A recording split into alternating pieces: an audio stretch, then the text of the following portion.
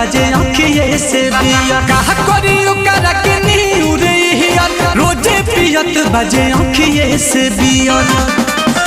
तो 10 हो गरी घीव में ओकन पूछे के का हाल बा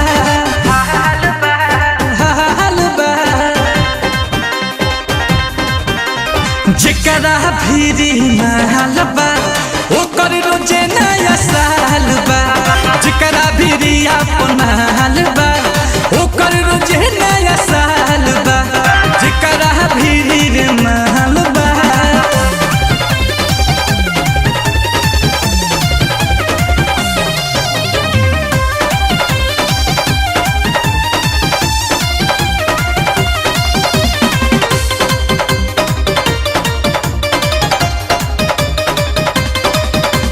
रोजे रोजे पार्टी करता जामू से जाम लड़ता भगिया के बाटे छाड़ो ओकरा का फहरक फहरता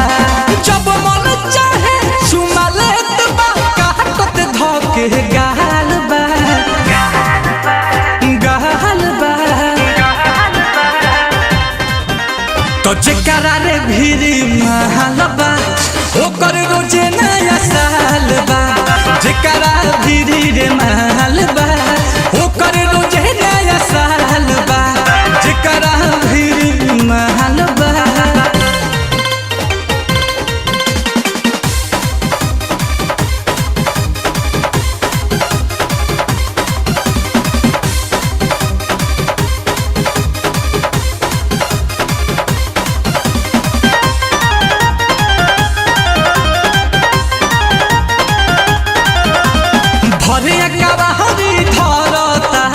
तीनों राती हिक भर चलता तुसिया मांगे के जाड़ भी ऊपे असर नहीं करता दूध या दही मलाई खा के ठोकत तो ताल बा ताल बा तो जेकरा भीरी महल बा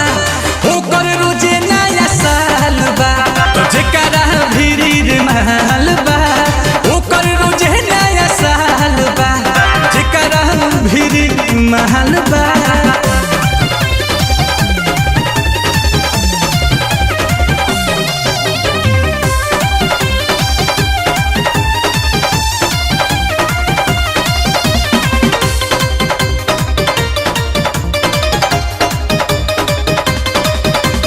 चिंता न फिक्र ओकरा बा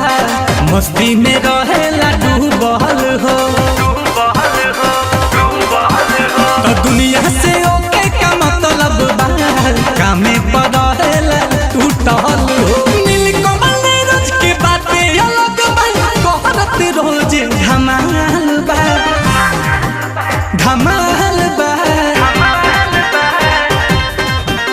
तो जेकरा भीरी अपन महल बा ओकर रोजे